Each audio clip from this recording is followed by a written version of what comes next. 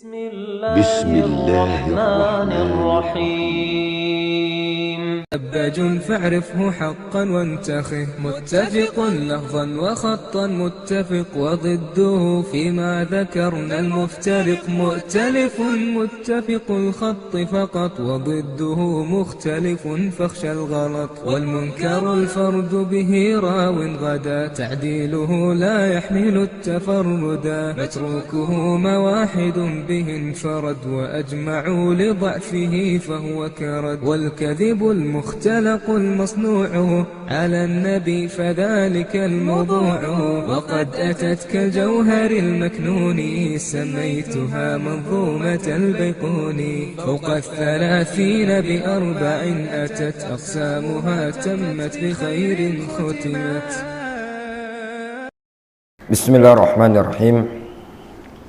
الحمد لله نحمده ونستعينه ونستغفره ونعوذ بالله من شرور أنفسنا ومن سيئات أعمالنا، من يهده الله فلا مضل له ومن يضلل فلا هادي له، وأشهد أن لا إله إلا الله وحده لا شريك له، وأشهد أن محمدا عبده ورسوله صلى الله عليه وعلى آله وأصحابه أجمعين، أما بعد. Ikhwani fid din rahimani wa rahimakumullah jami'an, ayyul aba wal ummahat. Pada pertemuan yang telah lalu kita telah masuk pada poin ketujuh dari hak-hak seorang anak setelah dilahirkan. Di antaranya tarbiyatul abna wal banat ala makarimil akhlaq wat tahdzir min masawi al akhlaq, yaitu memberikan pendidikan kepada putra-putri kita di atas akhlak yang mulia, serta memperingatkan mereka semua dari akhlak-akhlak yang buruk. Fahadha minal ilmin nafi', yang demikian ini merupakan bagian dari ilmu yang bermanfaat. Pada pertemuan yang sebelumnya kita terakhir membaca keterangan para ulama berkaitan dengan firman Allah Subhanahu wa taala dalam surat At-Tahrim ayat yang ke-6, ya ayyuhalladzina amanu qu anfusakum wa ahlikum nara wa quduhan nas wal hijarah.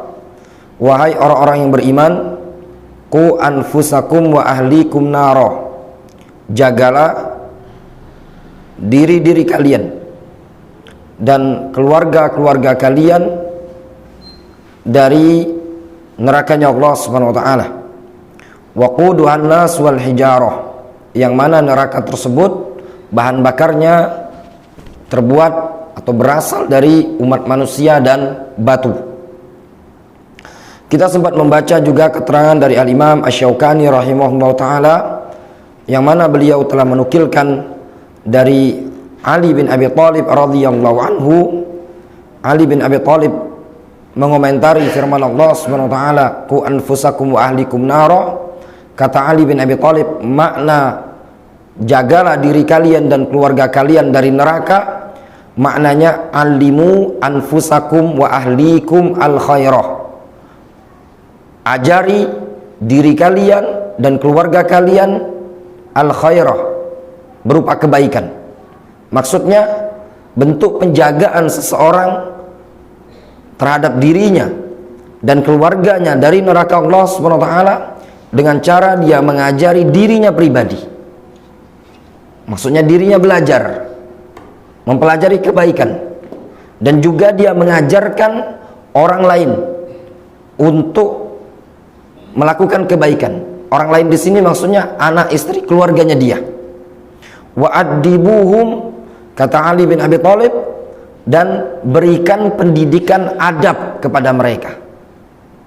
Ini diantara bentuk penjagaan terhadap diri kita dan keluarga kita, yaitu hendaknya seseorang berupaya menjadikan dirinya mengetahui perkara-perkara yang baik, dan juga mendidik, memberikan pelajaran adab kepada anak, istri, keluarga kita.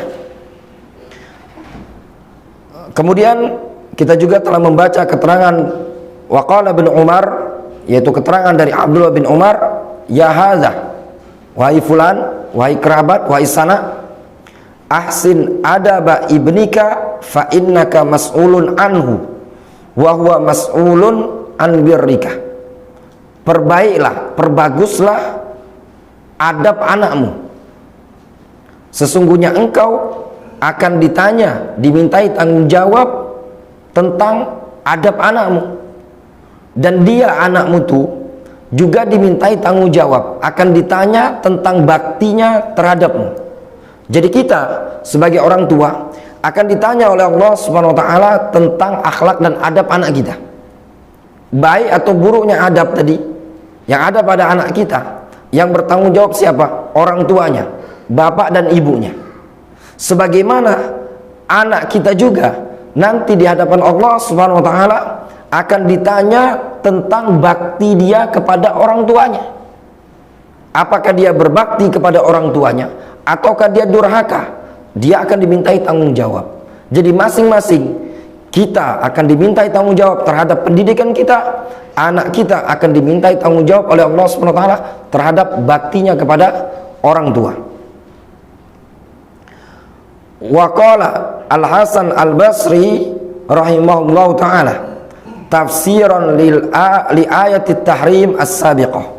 Al-Hasan Al-Basri juga menyatakan ketika beliau menafsirkan ayat surat At-Tahrim ayat ke-6 tadi, addibuhum wa allimuhum, maksud dari menjaga diri kita dan keluarga kita dari neraka adalah addibuhum, didik, berikan pendidikan adab, didik anak-anak kalian, keluarga kalian dengan adab.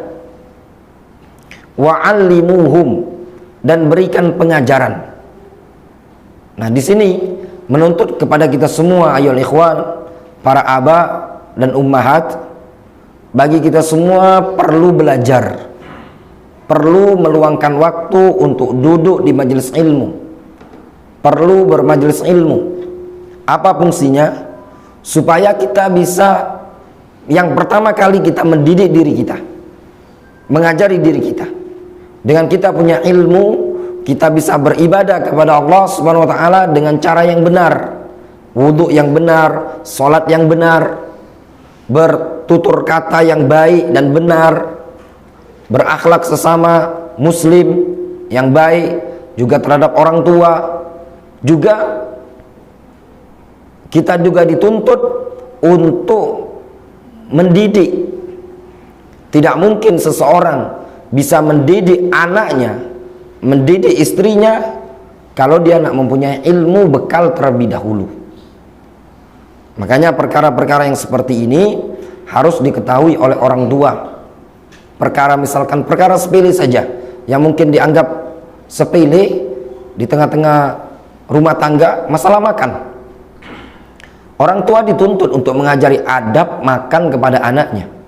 Makan dengan menyebut nama Allah Subhanahu wa taala, baca bismillah sebelum makan. Kemudian dia dituntut untuk menggunakan tangan kanan ketika makannya. Kemudian makan dari makanan yang terdekat. Kemudian tidak menyisakan makanan di piringnya. Ini semua adab-adab yang mungkin dianggap oleh sebagian kaum muslimin ini perkara yang sepele. Ya, pelajaran anak-anak TK. Namun pada hakikatnya kebaikan sang anak tersebut adalah berasal dari pendidikan sejak dini. Apabila orang tua sudah mengajarkan adab sejak dini, sejak kecil diajarkan adab-adab Islam, diajarkan pendidikan-pendidikan yang baik, maka anak tersebut akan tumbuh. Sebagaimana kata seorang penyair, yang namanya seorang pemuda itu tumbuh dari kebiasaan yang dilakukan oleh orang tuanya. Maaf, kalau orang tuanya biasa mendengarkan musik, biasa joget, anak itu akan tumbuh juga dengan kebiasaan tersebut. Kalau orang tuanya biasa mendidik anaknya bertutur kata yang baik, yang lembut, orang tuanya terbiasa membaca Al-Quranul Karim, maka akan tumbuh anak tersebut menjadi anak yang baik pula. Kemudian kata penulis buku ini, wa inna mimma la syakka fihi, sesungguhnya termasuk perkara yang tidak diragukan lagi, annaka in gharasta khairan wajadta khairan, engkau jika menanam kebaikan wajadta khairan, niscaya engkau pun akan mendapatkan kebaikan tersebut. Orang kalau menanam kebaikan sejak dini, maka di hari kemudian dia akan mendapatkan kebaikan tersebut. Wa in gharasta syarran wajadta asyarr la bud. Demikian juga sebaliknya, kalau engkau menanamkan keburukan sejak dini, maka nanti engkau akan mendapatkan keburukan juga, sesuatu yang pasti akan terjadi. Orang dari sejak dini dia susah payah dalam mendidik anaknya tadi dengan pendidikan yang baik, diupayakan dengan pendidikan yang islami, diupayakan di rumahnya dituntun beradab berakhlak, maka nanti akan muncul anak tersebut anak yang beradab dan berakhlak pula, kebaikan yang akan didapatkan orang tua. Demikian juga sebaliknya, kalau seandainya orang tua tersebut menanamkan sesuatu yang buruk pada anaknya, maka di hari kemudian dia akan dapat buruk pula. Fasu'ut tarbiyah lahu atharun mudammirah kama dzakarna qabla dzalik 'alal abna wa 'alal walidain bal wa 'alal mujtama' qatibatan. Buruknya tarbiyah, buruknya pendidikan, buruknya tarbiyah, buruknya pendidikan, lahu asarun mudammirah, memiliki dampak yang buruk, pengaruh yang buruk. Mudammirah, menghancurkan, membinasakan. Sebagaimana yang telah kami sebutkan, kemana dampak buruk ini tadi? Dampak buruk tersebut alal abna wa alal walidain, akan punya pengaruh yang buruk, dampak yang buruk bagi anak dan juga bagi orang tuanya.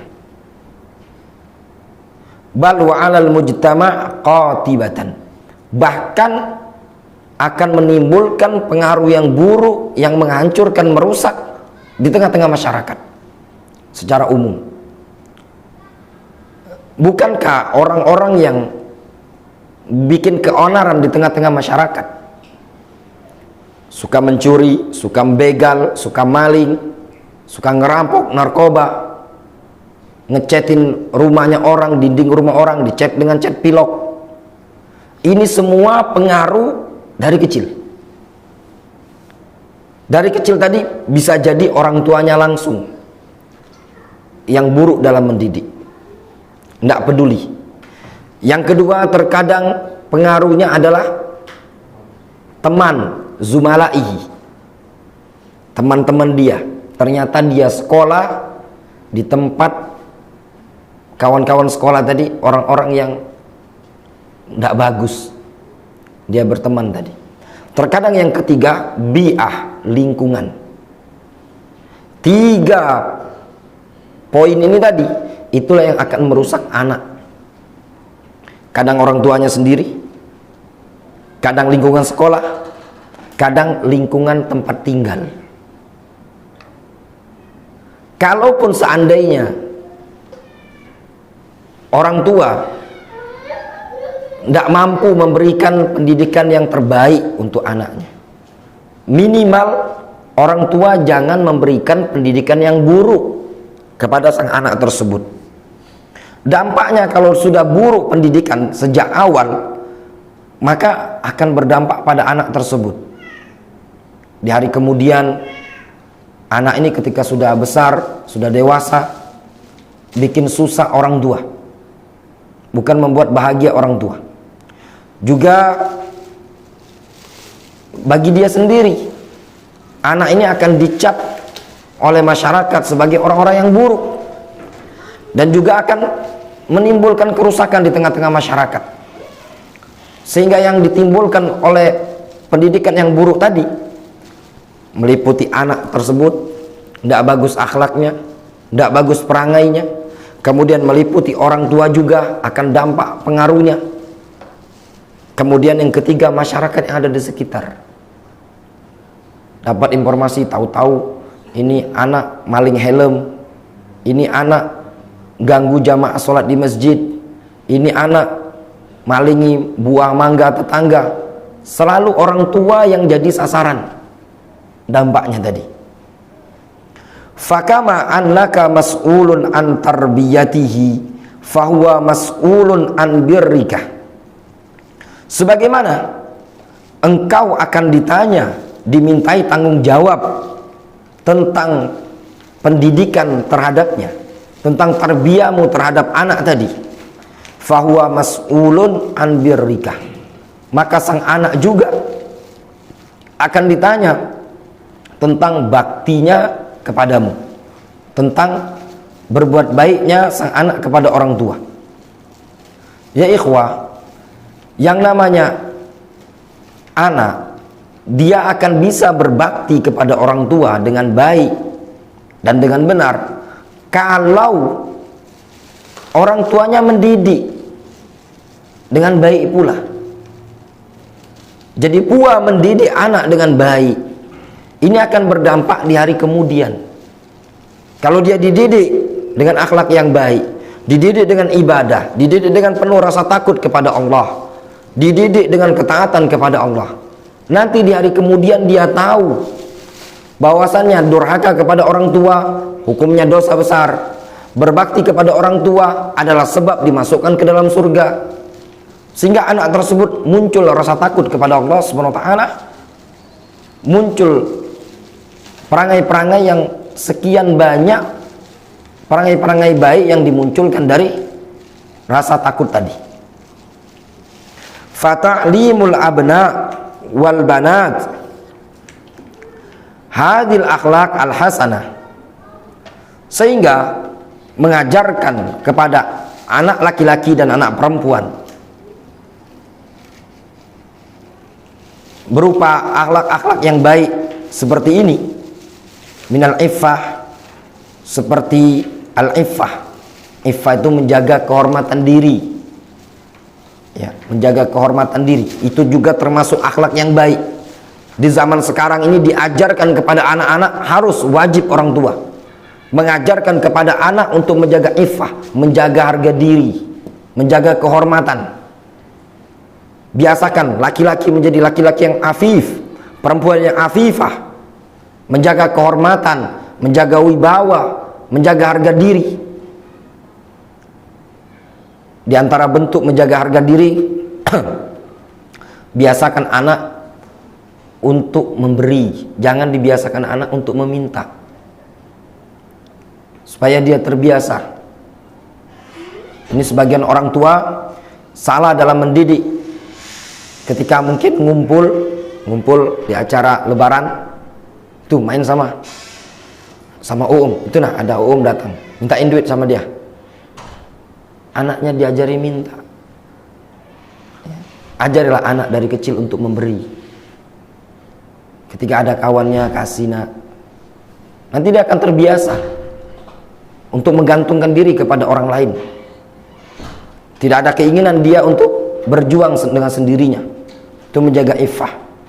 Bagian dari menjaga iffah, menjaga harga diri, kehormatan adalah menjaga auratnya dia. Banyak macamnya, ya. Dengan cara menutup aurat, itu menjaga kehormatan, menjaga harga diri, punya nilai.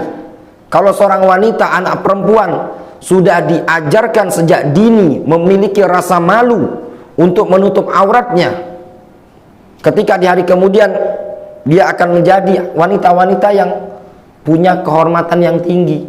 Tidak seperti wanita-wanita zaman sekarang dengan aurat terbuka, dengan baju di atas kurang lengkap, bagian bawah juga kurang lengkap, auratnya semuanya terbuka. Yang digambarkan oleh Rasul alaihi salatu wasallam, nisaun aryatun kasiyat, adalah wanita-wanita yang berpakaian tapi telanjang, kata Rasul alaihi salatu wasallam. Di antara bentuk anak-anak zaman sekarang yang tidak menjaga harga diri, tidak punya iffah, suka joget-joget di media sosial, main TikTok, ya Mas Arif ya, anak-anak SD ya. Kita pernah lewat depan rumah Hafiz kita itu, di jalan yang di Saku itu, ada anak-anak SMP. Jadi pulang sekolah dia, kawan satunya video kan, dianya joget-joget. Ini anak-anak SMP model seperti ini. Yang ini kalau mau jadi gimana bangsa Indonesia, anak-anak kecil mau hobi main joget-joget seperti ini tadi, dari anak-anak yang seperti ini. Nah, ini menunjukkan tidak punya rasa malu. Orang yang betul-betul tidak punya rasa malu di zaman sekarang, entah kadang anak-anak sekolahan atau kadang orang dewasa, bahkan sebagian PNS pun yang dikenal sebagai pegawai instansi pemerintahan, kadang joget-joget main TikTok dengan menggunakan pakaian dinas. Apalagi kalau statusnya sebagai guru, tenaga pendidik di sekolahan, SMP atau SMA, sesuatu yang tidak pantas. Kita ini, negara ini butuh kepada pemuda-pemuda yang serius, yang bisa mengendalikan negara ini menjadi lebih baik. Bukan negara ini dikendalikan oleh orang-orang yang masa mudanya habis dengan joget-joget. Ya nanti kalau terbiasa di anak-anak muda kita zaman sekarang ini, tidak menutup kemungkinan nanti anggota dewan, presidennya jadi TikToker. Mungkin penghasilan jadi pemain TikTok atau YouTuber mungkin lebih besar dibandingkan gaji menteri, nah Mas Aziz? Nggak tahu? Bisa kan? Bisa dibandingkan gaji anggota dewan. Bisa kan? Nah itu tadi. Ya. Nanti kalau sudah tidak laku, sudah tua, tidak bisa lagi jadi YouTuber, tidak bisa lagi jadi TikTokers, baru nyalon. Ya. Kebanyakan gitu kan? Para penyanyi kalau sudah tidak bisa goyang lagi, suara sudah amburadul, main film tidak bisa lagi, nyalon calon gubernur, calon anggota dewan. Makanya banyak artis-artis jadi anggota dewan. Nah negara dikendalikan oleh mereka-mereka yang seperti ini. Bisakah menjadi baik? Tidak. Rasul alaihi salatu wasallam mengatakan, idza wusidal amru ila ghairi ahlihi fantadhiris sa'ah. Kalau suatu urusan diserahkan kepada yang bukan ahlinya, maka tunggulah itu petanda hari kiamat. Maka dari sini orang tua harus memperhatikan anaknya tadi, ya, untuk diperhatikan baik laki-laki, perempuan, ya, untuk menjaga iffah, menjaga harga diri, menjaga kehormatannya tadi. Anak-anak dibiasakan untuk punya rasa malu. Makanya Rasulullah SAW menyebutkan al-haya syu'batun minal iman. Malu itu adalah cabang dari keimanan. Orang kalau punya rasa malu, dia malu untuk mengerjakan sesuatu yang di luar norma etika adab. Malu. Termasuk hikmah kata para ulama seperti Syekh Abdurrahman Ibnu Nasir As-Sa'di, beliau menyebutkan di antara hikmah Allah SWT, Allah SWT melarang hambanya dari sesuatu itu dari dua sisi. Yang pertama dari sisi syariat, ada dalil yang melarang. Yang kedua dari sisi tabiat. Allah SWT berikan rasa malu pada tabiat hamba tadi. Terkadang orang itu dia tidak tahu dalilnya kalau ini haram. Dia tidak tahu keterangan para ulama ini tidak boleh, tapi tidak mau dia lakukan karena malu. Iya tidak? Kalau dipikir, dia tidak tahu mungkin dalil mana sih dalilnya, joget-joget, ya, depan kamera, main TikTok tadi, tidak boleh. Mungkin dia tidak tahu. Sisi pengambilan hukum para ulama namanya istinbat fikih juga mungkin dia tidak tahu. Tapi dia punya tabiat. Jangan, tidak bagus. Dipandang sama dia, tidak cocok dilakukan oleh seorang wanita. apalagi seorang muslimah yang dikenal seorang yang berkerudung, apalagi dilakukan oleh seorang dai yang menjadi contoh masyarakat, dia akan mikirnya ke sana. Ada tabiat namanya al-haya. Nah, ketika rasa malu ini tadi hilang, sudah akan timbul sekian banyak keburukan. Makanya Rasul alaihi salatu wasallam menyebutkan al-haya'u la ya'ti illa bi khairin. Kata Rasul, yang namanya malu tidaklah mendatangkan kecuali kebaikan. Orang kalau sudah punya rasa malu, apapun dia tidak mau. Lihat perempuan yang tidak punya rasa malu lagi di zaman sekarang. Biasa saja dia, dengan meninggikan suara, dengan bersolek. Perempuan zaman sekarang lihat tidak punya rasa malu, pakai rok mini jalan saja dia. Kalau zaman dahulu rasa malu masih tinggi di tengah-tengah masyarakat kita, pada anak-anak kaum muslimin. Yang kita bicarakan ini bukan orang-orang kufar. Kalau orang-orang kufar wajar, ya, itu sudah tabiat mereka. Yang sangat disayangkan orang-orang yang terlahir dari keluarga muslim, tinggal di lingkungan muslim, tapi menggunakan pakaian biasa saja dia, ya, pakai rok mini biasa. Yang lebih parah lagi kadang orang-orang kampung. Padahal di kampung-kampung terkadang masih terjaga rasa malunya. Namun dikarenakan rasa malunya sudah hilang, pengaruhnya tinggal mungkin kerja atau sekolah di luar daerah, di kota metropolitan, pulang-pulang kampung, budaya-budaya kota mau dibawa ke kampung tersebut. Pakai rok mini, ya, pakai tank top istilahnya, tank top, sampai orang kampung geleng-geleng. Ya.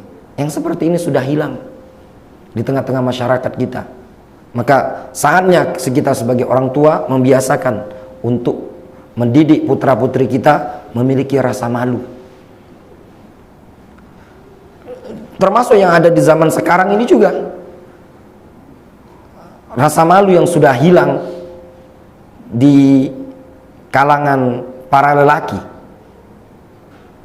yaitu merokok. Ini juga sudah mulai hilang di tengah-tengah kebanyakan orang. Kalau dulu, di zaman dahulu, anak-anak remaja, dia kadang masih sungkan-sungkan ngerokok di hadapan orang yang lebih tua. Ya enggak, Yanuar? Segan. Karena ada rasa malu, takut, enggak enak. Kalau sekarang, orang tua yang lebih tua diajaknya ngerokok dia. Dia ngasih rokok. Ini om, udahlah duluan. Ya enggak? Sudah hilang rasa malu, rasa hormat tadi. Di sini sudah mengikis, ya, Rasulullah SAW yang memberitakan la ya'ti zamanun illa walladhi ba'dahu syarrun minhu. Tidaklah datang suatu zaman melainkan zaman yang setelahnya lebih buruk dibandingkan zaman yang sebelumnya. Kalau dulu di zaman dahulu, ya, saya orang kampung. Dulu di kampung tahun-tahun 2000 ke bawahan, 2001, 2002, orang-orang kampung kalau laki-laki ada yang berpirang, malu sekali itu. Jadi cemooh. Sekarang ini laki-laki ya rambut pirang warna-warni, itu sesuatu yang biasa, dianggap mode dan tren. Dulu kalau ada perkumpulan-perkumpulan orang-orang kampung, terkadang perempuan-perempuannya pakai sarung, ya, walaupun kadang tidak kerudungan, pakai sarungan, ada sarung batik gitu ya, Nore, songket kayak sarung itu ya, seperti itu, kebaya. Kalau sekarang sudah semuanya mengikis. Nah, ini yang ada di tengah-tengah masyarakat kita. Orang pun kalau zaman dahulu yang munculnya kerudung-kerudungan, itu kalau di zaman dahulu orang kalau pakai kerudung itu betul-betul kerudung. Kerudung yang zaman dulu ya kerudung-kerudung santri di pondok pesantren, ya kerudung. Kalau kerudung, rok kan dulu identik yang namanya kerudung dengan rok, ya Anwar, kerudung rok. Kalau sekarang kerudung seperlepis, baju kaos ketat, maaf, aurat belakang, aurat depan tadi terlihat menonjol. hikmahnya menutup kepala seperti ini tadi? Sebagian ada yang kerudungan tapi pakai baju lengan pendek. Dulu ya, masyarakat kita ketika disebutkan berkerudung, mereka berkerudung layaknya santri, pakai jilbab. Jilbabnya pun masyarakat zaman-zaman dahulu tahun 2000-an itu jilbab yang dipakai ya jilbab kayak santri, pakai jilbab. Kalau sekarang ini dengan model jilbab yang lipat sana, lipat sini, mirip bungkus mumi, dikibet di leher sini, dilibet terus bungkus. Makanya sebagian ustadz mengatakan itu bukan menutup aurat tapi membungkus aurat. Beda menutup aurat sama dengan membungkus. Ini juga sudah hilang rasa malu di tengah-tengah anak-anak remaja, baik putra putri kaum muslimin. Dan termasuk akhlak yang baik yang perlu diajarkan kepada anak-anak kita, wasidq, jujur dalam berucap, jujur dalam berkata, jujur dalam berbuat. Ini juga harus dibiasakan, ditanamkan sejak dini supaya dia jangan berbohong, harus jujur, berani mengakui kesalahan dan berani meminta maaf.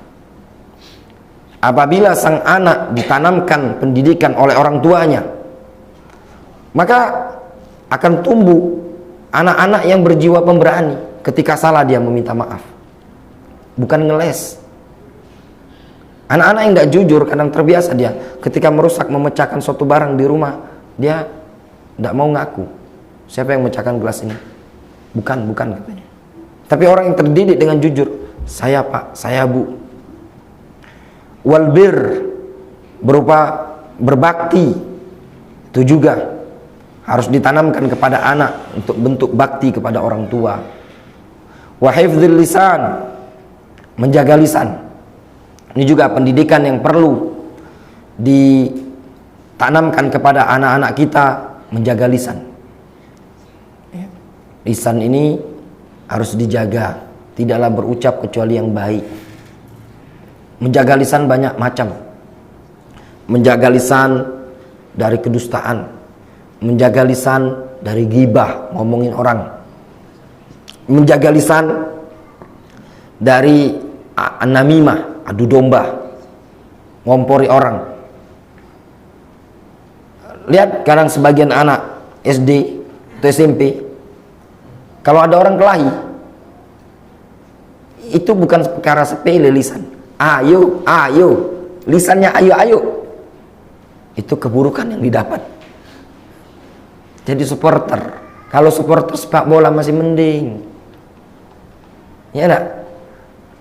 Ini orang sebenarnya nyalinya kecil, dia enggak sebenarnya kalau enggak dikomporin enggak kelahi dia. Dikomporin, ini bapakmu, ya, ini bapakmu. Saya yang satu bilang lempar bapak, itu bapakmu kena lempar. Dia cuma modal lisan. Yang satunya ngelempar lagi dia, dibarengi sama yang belakang dorong, sudah kelahi, ditonton, ayo, terjadi perkelahian. Ini semua gara-gara lisan. Makanya kata para ulama, yang namanya ngadu domba ini tadi dengan modal lisan itu bisa merusak sesuatu dalam waktu singkat. Bahkan bisa terjadi perceraian suami istri gara-gara lisan, dan bisa terjadi pertumpahan darah dua kabilah yang besar, semuanya gara-gara lisan. Makanya lisan layak dijaga, apalagi di zaman sekarang ini tadi, ya, perlu untuk menjaga lisan. Katanya orang Indonesia, mulutmu harimaumu. Berapa banyak orang terpenjara gara-gara lisannya dia. Masuk juga bagian dari menjaga lisan, menjaga jari jemari. Ya, medsos. Berapa banyak juga orang berbicara dengan jari. Dia kalau ngomong berat, susah, gagap, tapi lisannya aktif sekali. Ini juga menimbulkan sesuatu penyesalan. Makanya Rasulullah SAW mewanti-wanti, la tatakallam bikalamin ta'tadiru minhu godan. Kata Rasul, janganlah engkau berbicara dengan perkataan yang di hari esok engkau akan minta udzur, merasa menyesal. dengan ucapan tersebut. Ma yalfidhu min qaulin illa ladaihi raqibun atid. Tidaklah suatu lafaz yang terucapkan dari seseorang melainkan ada raqibun atid. Sebagian para ulama memaknakan raqib atid adalah malaikat yang mencatat amalan-amalan tersebut, melainkan diawasi oleh kedua malaikat, ya, malaikat pencatat amalan-amalan tadi. Bahkan sampai-sampai Al-Imam Ahmad rahimahullah ta'ala, beliau setelah beliau tahu bahwasannya merintih sakit, kemudian merintih, aduh, kata Imam Ahmad, setelah aku tahu bahwasanya rintihan pun dicatat oleh malaikat, sejak aku tahu maka aku pun tidak merintih sama sekali. Saking hati-hatinya Al-Imam Ahmad rahimahullah ta'ala berupaya untuk menjaga lisan. Ketika ada seorang sahabat Nabi SAW, yaitu Mu'adz ibnu Jabal, bertanya kepada Rasul alaihi salatu wassalam, ya Rasulullah, apakah kami ini akan diazab, akan dihukum dengan sebab lisan-lisan kita ini tadi, dengan sebab mulutnya kita? Apa jawabnya Rasul? Ya Mu'adz, sakilatka ummuka ya Mu'adz, ibumu kehilangan engkau kalau begitu wahai Mu'adz. Hal yakubbun nas ala manakhirihim aw ala wujuhihim illa hasaidu alsinatihim. Bukankah umat manusia diseret di atas wajah-wajah mereka dan tengkuk-tengkuk mereka ke dalam neraka, melainkan itu semua adalah hasil panen dari lisan mereka sendiri. Kekufuran, kesyirikan bisa terjadi dengan lisan. Omongan-omongan kotor bisa terjadi dengan lisan. Bahkan pembunuhan pun bisa dikendalikan dengan lisan. Maka bahaya besar yang namanya lisan. Perlu menjaga lisan ini tadi. Rasul alaihi salatu wasallam menyebutkan dalam hadis yang sahih, man yadman li ma baina lihyaihi wa ma baina farjaihi atman lahul jannah, atau wa ma baina fakhidaihi atman lahul jannah.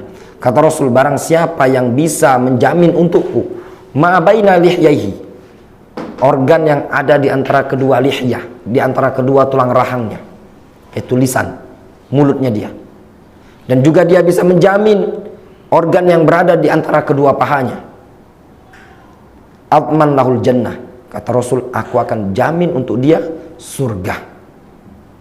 Kemudian juga di sini disebutkan termasuk akhlak yang baik yang perlu diajarkan adalah wahifdzil waqti, menjaga waktu. Nah, ini juga yang perlu ditanamkan kepada anak-anak dan putra-putri kita untuk menjaga waktu, menghemat waktu, gunakan waktu untuk perkara yang bermanfaat. Anak diberi jatah bermain, tapi dibatasi, jangan bermain terus. Masa main terus, main game terus dari pagi, siang, sore, malam, sampai mau tidur pun main HP terus. Ini tidak ada faedahnya. Harus dibagi dia waktunya bermain, terus waktunya dia belajar, waktunya istirahat, harus menjaga waktu tersebut. Jangan tersia-sia dari waktu kalau tidak ada faedah. Abdullah bin Mas'ud radhiyallahu anhu, beliau pernah mengatakan, inni la akrahu ar-rajula laisa lahu syai'un min amalid dunya wa laisa lahu syai'un min amalil akhirah. Sesungguhnya aku tidak menyukai seseorang yang tidak punya aktivitas dunia dan tidak punya aktivitas akhirat. Tidak ada manfaat dunia yang dia dapatkan, juga tidak ada manfaat akhirat. Kalau dia ada manfaat dunia, misalkan ini anak belajar matematika, belajar baca, atau belajar ngaji, urusan agamanya, itu ada kemanfaatan. Tapi kadang anak berjam-jam habis waktunya cuma untuk main game. Kalau dulu berjam-jam kadang di PlayStation, habis waktu berjam-jam. Dari umur sekian sampai umur sekian, seharian anak begitu. Semuanya ini tadi di masa kanak-kanak, mereka tuh tidak mikir.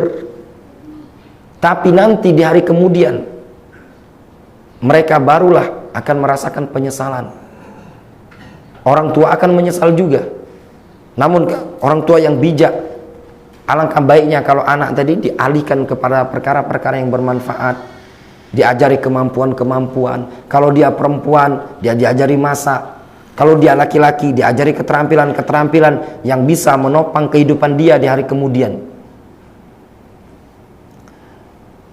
Wa isyralin bin nafi' al-mufid, serta menyibukkan diri dengan perkara-perkara yang bermanfaat lagi berfaedah.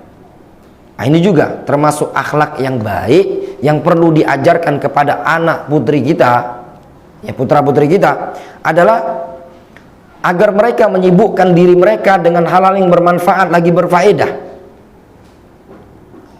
Nah, kalau anak-anak disibukkan dengan hal-hal yang bermanfaat, berfaedah, nanti dampaknya yujannib biiznillah al-wuqu' fil akhta' wal makari wal aksu bil aksi wal iyadu billah.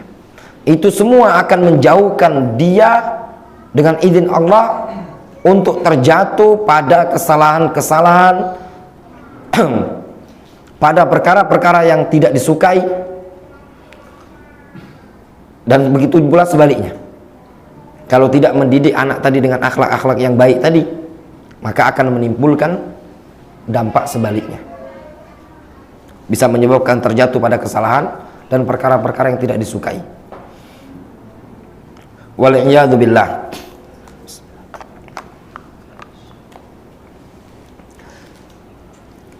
Kata seorang penyair, dia mengatakan, wa yansha'un nashi'ul fityan minna ala ma kana awwadahu abuhu.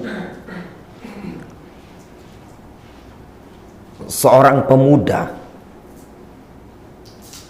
dari kita ini, maksudnya pemuda dari kalangan kita, maksudnya dari anak-anak kita,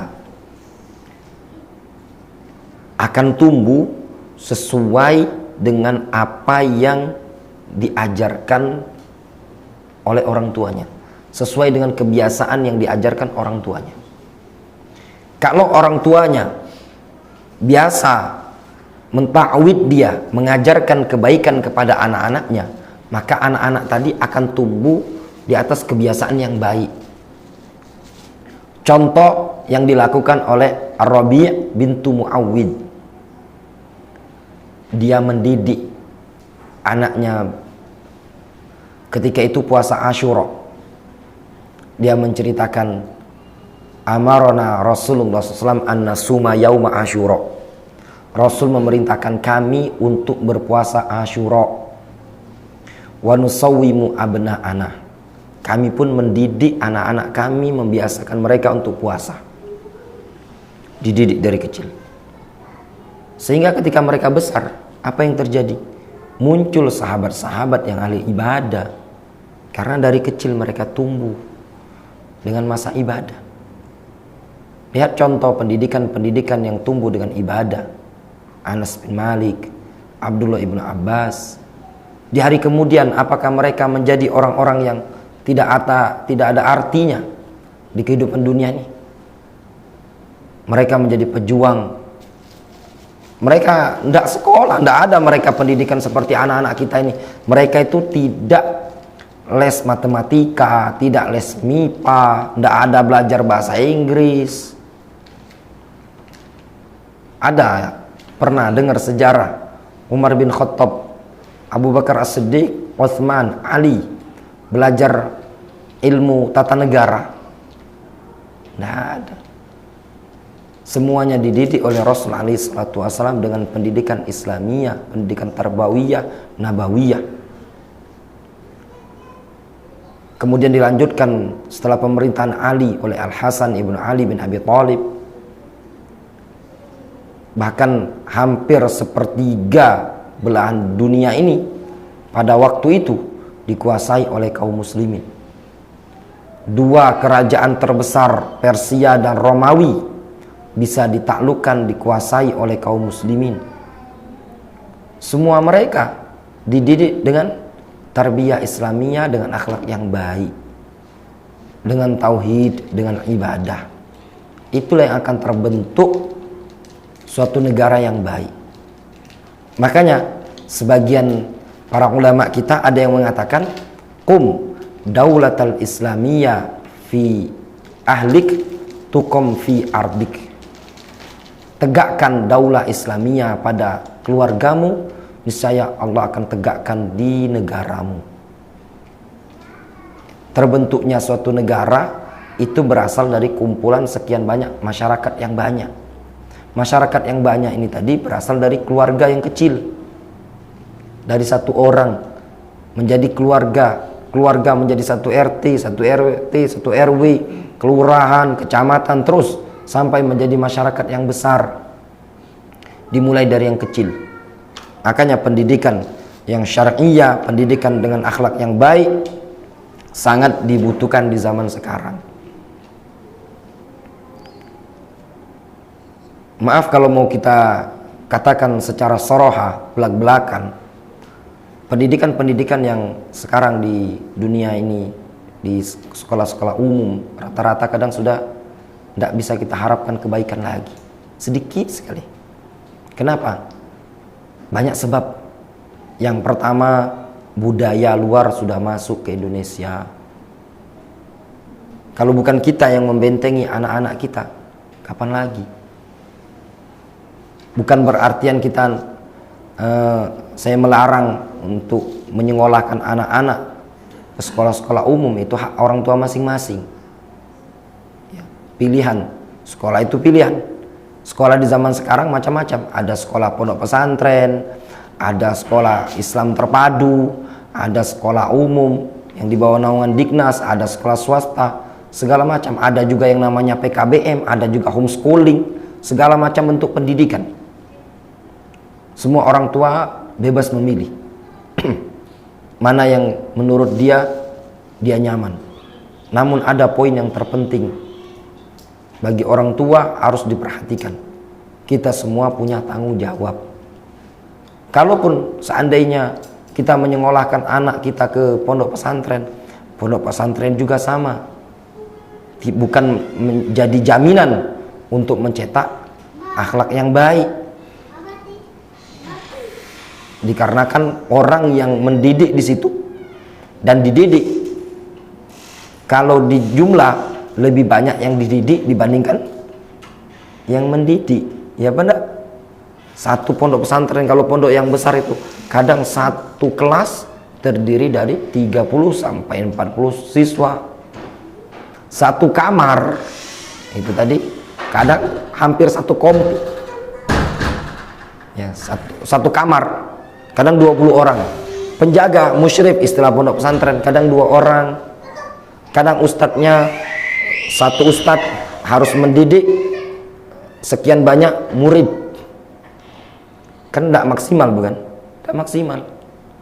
Mungkin ustadz bisa memberikan pendidikan yang ilmiah, tapi tarbiyah, pendidikan dari hati ke hati, itu tidak bisa diberikan. Belum ada sejarahnya satu persatu yang namanya murid itu tadi, ketika dia mungkin melakukan pelanggaran, dipegang, ibarat megang anak. Terkadang rata-rata yang pengurus dia di pondok pesantren pun masih bujangan. Dia bisa mengajar membaca Al-Quran dari 0 sampai 100% bisa, itu bisa dia lakukan. Tapi pendekatan itu tidak bisa. Dia saja belum punya anak. Ya enggak? Kita yang di santri yang ada di Lubung Gajah, ada buku tentang nasihat orang tua kepada anak. Saya tawarkan ke beberapa pengajar yang bujang, bisa mengajarkan ini. Saya bilang tidak ada waktu untuk mengajarkannya lagi. Mereka bilang, gimana Ustaz, kami aja belum punya istri, mau memberikan nasihat kepada santri dengan nasihat ibarat bapak kepada anak. Jadi ada buku nasihat Abdul Walid Al-Baji kepada anaknya. nasihat Al-Imam Abu Walid kepada anaknya. Bagi orang tua yang menjiwai mungkin bisa mengajarkannya. Bagi yang masih bujangan, jiwanya belum muncul, maka dari sini kita sebagai orang tua ngambil peran. Guru yang di pondok pesantren mengajar secara ilmiah. Orang tua mendidik dengan cara dari hati ke hati, mendidik kesabaran, mendidik kejujuran, mendidik menjaga lisan, menjaga kehormatan. Kemudian di sini disebutkan fatarbiyah al-hasanah allati takunu ala makarimil akhlaq wa tahdhir min masawiha amrun azimun. Maka tarbiyah yang baik, tarbiyah yang bagus, yang didasari pada prinsip makarimul akhlak, ya, mendidik dengan tarbiyah yang bagus di atas akhlak-akhlak yang mulia tadi, serta memperingatkan dari bahaya akhlak-akhlak yang buruk adalah perkara yang sangat besar, sangat agung. Khosatan wa anal inaya bihadzal amri qad ja'at biha an-nusus asy-syar'iyyah. Secara khusus telah datang dalil-dalil syar'i, nas-nas syar'i yang menunjukkan agar memperhatikan perkara ini. Perkara apa? Perkara akhlak yang baik. Qala alaihi salatu wassalam fil hadits al-muttafaq alaih. Rasul menyebutkan dalam hadis yang disepakati oleh Bukhari dan Muslim, kata Rasul dari sahabat Abu Hurairah, "Ma min mauludin illa wa yulad 'alal fitrah."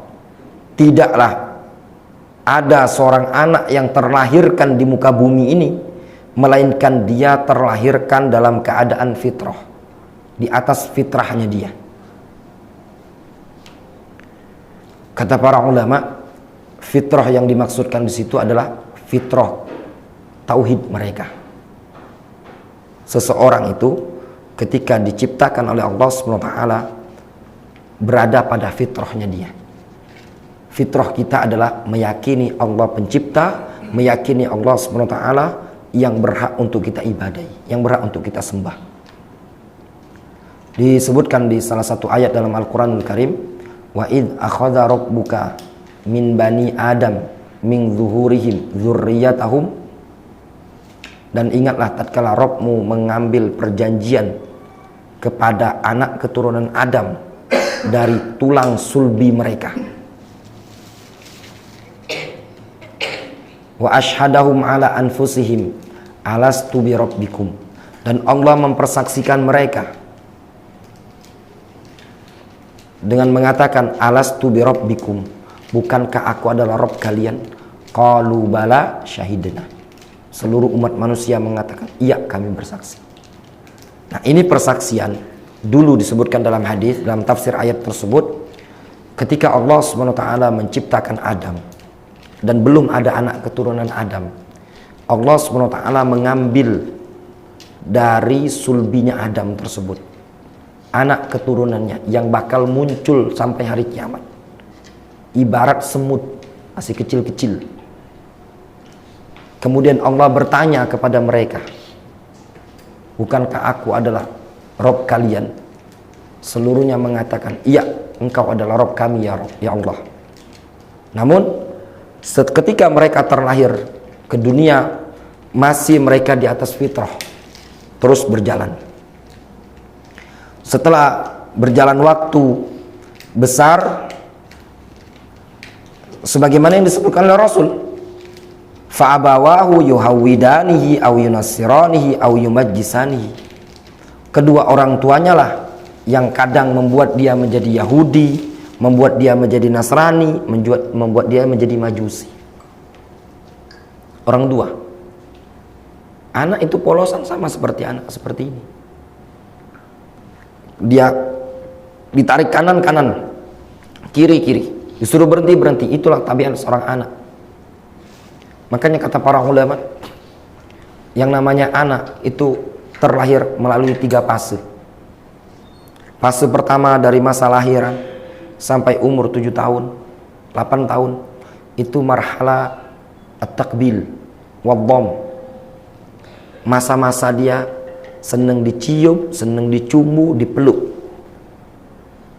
Antum ngerasakan ya Nur? Nah, anak-anak semakin besar semakin dia tidak terlalu. Ya, makanya ketika masa-masa lahir sampai umur 7 tahun tuh butuh orang tua deket sama anak. Ya. Makanya kalau bisa jangan jauh-jauh dengan anak. Ya, kadang sebagian orang itu anaknya besar tidak tahu gimana. Masalahnya dia kerja, misalkan kerja 25 hari. Cuman ketemu keluarganya mungkin 5 hari dalam sebulan. Ketemu anaknya tadi. Itu kurang pendekatan anaknya. Anaknya butuh didekati. Masa-masa kecil. Kemudian ketika umur 7 tahun, 8 tahun sampai dia balik. Ini masa-masa kata para ulama bagaikan ibarat seorang budak. Tolong ambilkan palu di belakang, di dapur. Siapa? Ambilin sama dia. Ya, benar. Ambilin. Antum manggil anak antum. Ambilin centong basuh di dapur. Ambilkan. Ya nak? Ambilkan air minum. Ambilkan lagi.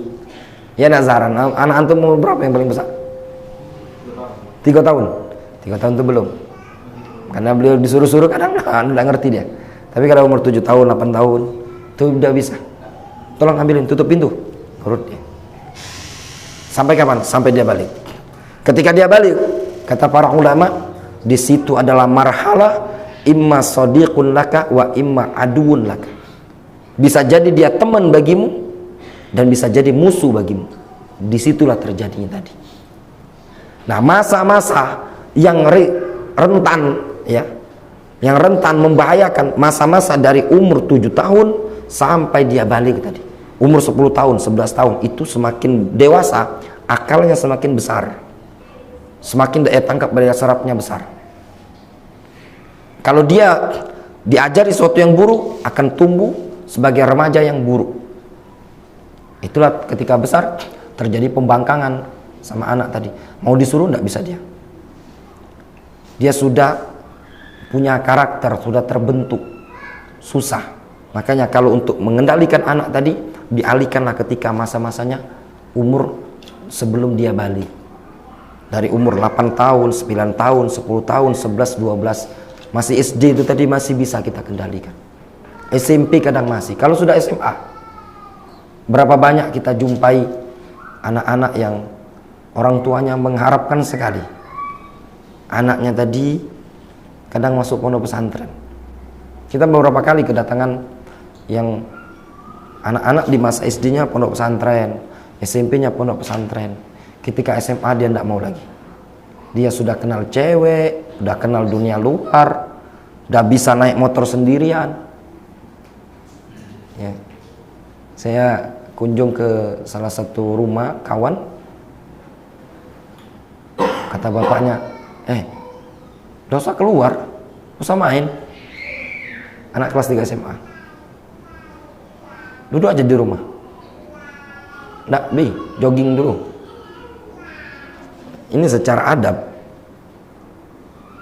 Ketika orang tua memerintahkan, melarang sesuatu, apa hukumnya? Wajib kita taati. Dan itu bentuk bakti kepada orang tua. Tapi karena dia sudah dewasa, dia menganggap larangan orang tua dianggap sepele. Orang tua itu kalau memerintahkan perkara yang disyariatkan, hukumnya wajib dikerjakan. Memerintahkan perkara yang mubah juga wajib dikerjakan, karena bentuk bakti kepada orang tua. Si Juraij sedang sholat, emaknya manggil, ya Juraij. Memenuhi panggilan orang tua, hukumnya wajib. Sholat sunnah, hukumnya sunnah. Juraij malah memilih apa? Perkara yang sunnah dibandingkan perkara yang wajib. Sebagian anak yang sudah masuk umur-umur remaja ingin mengerjakan perkara yang mubah, orang tuanya memerintahkan suatu perkara, tidak mau dia. Tidak, katanya.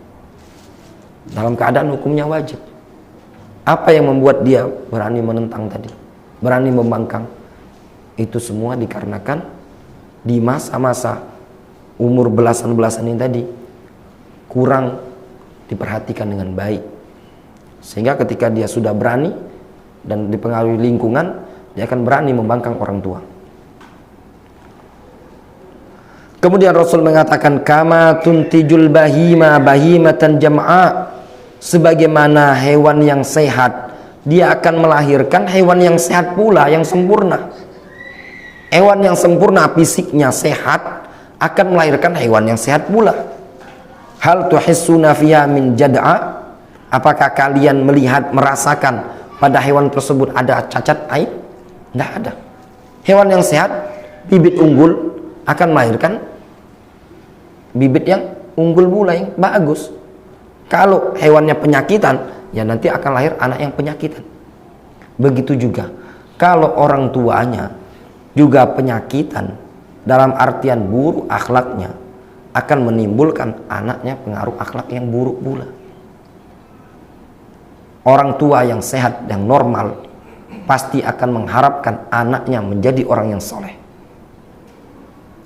Saya rasa tidak ada orang tua yang mengharapkan anaknya jadi begal, jadi penjudi, pemabuk.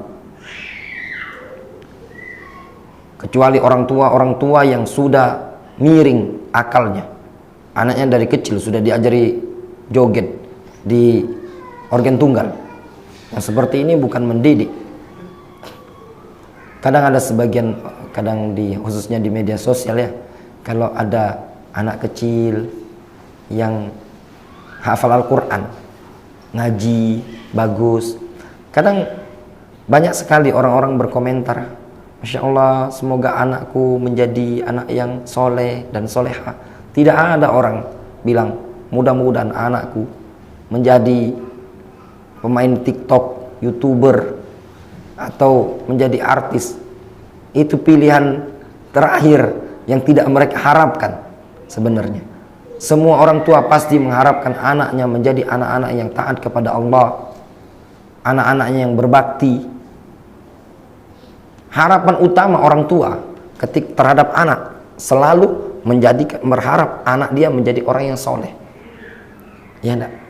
Dan itu sering terjadi pada doa orang tua. Rabbi habli minas salihin. Ya Allah, berikan aku anugerah anak dari kalangan orang-orang yang soleh. Jarang orang tua itu doanya. Kita sebagai orang tua, pernah enggak Zahran antum berharap, ya Allah jadikanlah anakku sebagai menteri? Hah? Belum pernah Kak Fauzan? Atau jadi presiden? Atau menjadi pengusaha yang sukses? Yang seringnya kita doakan, ya Allah jadikanlah anakku penghafal Al-Quran, anak yang soleh, anak yang berbakti. Saya pribadi kalau doakan anak, tidak ada doa anak, ya Allah mudahkan anak saya jadi pengusaha sukses, menjadi anak. Doa kita paling itu aja yang terus. Karena itu yang paling kita harapkan. Orang kalau dia anak jadi anak yang soleh, anak yang berbakti kepada orang tua, perkara-perkara lain dari dunia itu akan ngikut. Ya enggak? Akan ngikut. Kalau dia orang yang taat, semuanya akan datang dengan sendirinya. Itu tabiat orang tua, menginginkan anaknya menjadi baik. Namun itu semua kan butuh perjuangan. Tidak mungkin instan. Butuh proses. Nah, masa-masa anak-anak ini tadi sampai masa dia besar, disitulah perannya orang tua. Qala Allah fal khuluq al-hasan amarana Allah subhanahu wa ta'ala bihi wa haqqun 'alal aba ayyu'allimuhu li abnaihim wa ayyurabbuhu 'ala tilkal adab al-'azimah. Maka akhlak yang bagus adalah akhlak yang Allah SWT perintahkan kita dengannya. Maka merupakan kewajiban bagi ayah, bagi orang tua, bagi bapak, ayyu'allimuhu li abnaihim, agar mengajarkannya kepada anak-anak mereka. Wa ayyurabbuhu ala tilkal adab al-azimah, serta mendidik mereka di atas adab-adab yang agung tersebut. Itu kewajiban kita, mendidik anak kita, mendidik putra-putri kita di atas akhlak yang baik, akhlak yang agung, adab yang agung. Ini berlaku bagi bapak, bagi ibu. Semuanya berupaya untuk mendidik anaknya dengan akhlak yang baik. Qala Allah Jalla wa Ala, Allah Jalla wa Ala berfirman, innallaha ya'muru bil adli wal ihsan wa ita'idil qurba wa yanha 'anil fahsya'i wal munkar wal baghi ya'idukum la'allakum tadhakkarun. Allah Subhanahu wa taala mengatakan, berfirman, innallaha ya'muru bil adli wal ihsan. Sesungguhnya Allah memerintahkan untuk berbuat adil dan berbuat baik. Wa ita'idil qurbah, dan juga Allah memerintahkan untuk memberi kepada kerabat. Memberi, kalau kita punya kelebihan, kasih, beri apa yang kita mampu kepada kerabat-kerabat kita. Punya uang banyak, kasih kerabat. Punya makanan, kasih. Wa yanha 'anil fahsya'i wal munkar, dan juga Allah SWT melarang dari perbuatan keji dan munkar, wal baghi, dan pelanggaran, dosa, permusuhan. Ya'idukum la'allakum tadhakkarun. Dialah Allah SWT ya'idukum, memberikan nasihat kepada kalian, mengingatkan kalian, la'allakum tadhakkarun, supaya kalian bisa ingat, mau ingat. Ini perkara-perkara yang baik yang diperintahkan oleh Allah SWT. Apa diantaranya? Adil. Adil.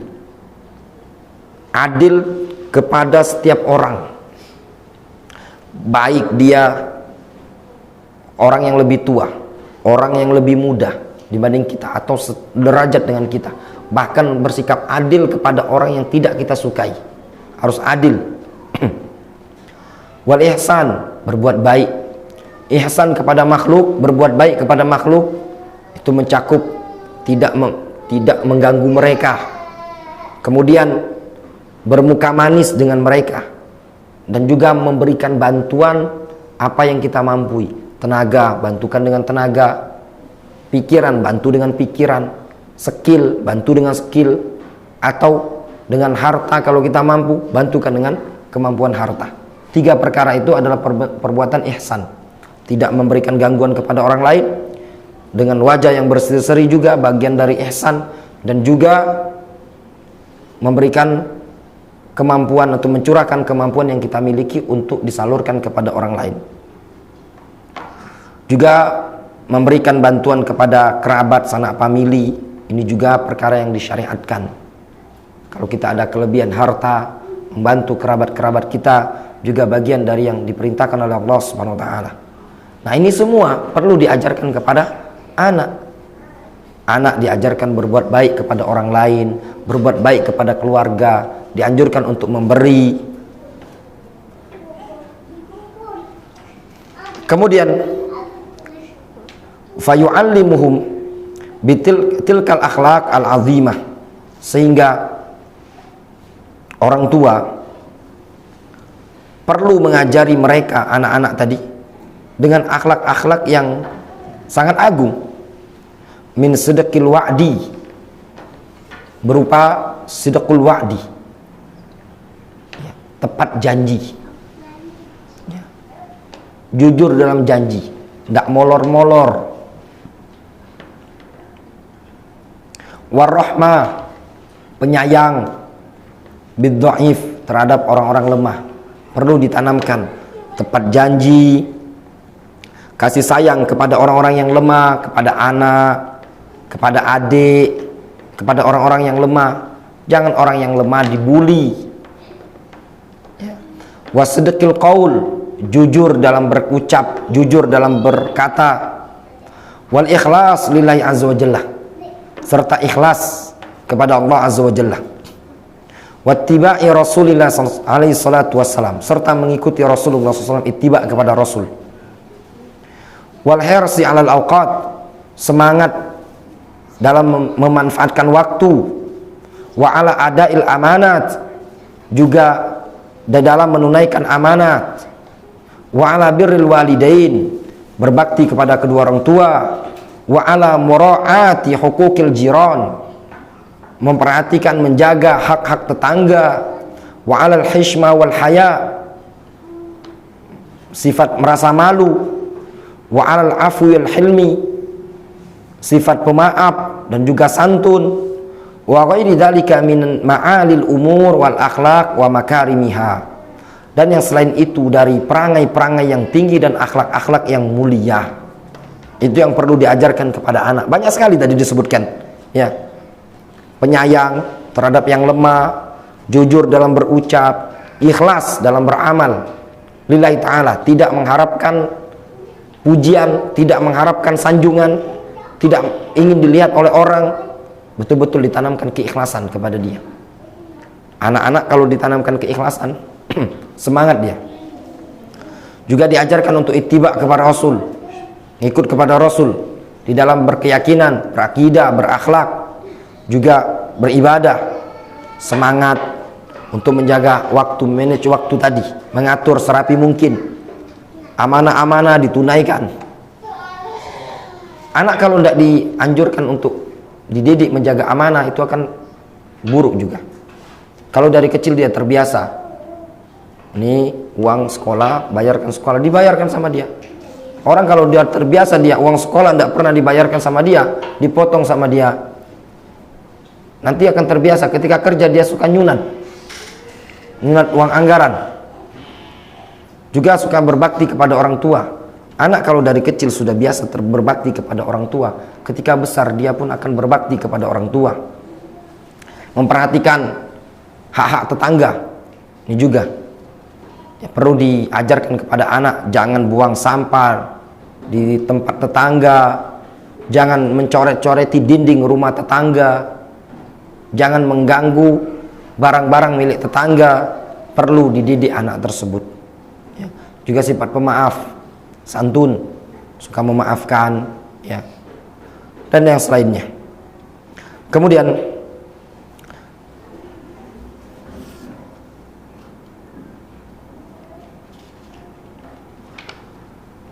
wallahu ta'ala a'lamu bishawab. Sudah jam 11:30, sudah lebih kurang 1,5 jam. Mungkin kita cukupkan dulu kajian kita sampai di sini. Naktafi bihadzal qadar. Insyaallah mungkin kita lanjut lagi pertemuan yang pekan ketiga ya. Pekan ketiga ini kan pekan pertama, ketemu lagi pada pekan ketiga. Wallahu ta'ala a'lam bishawab.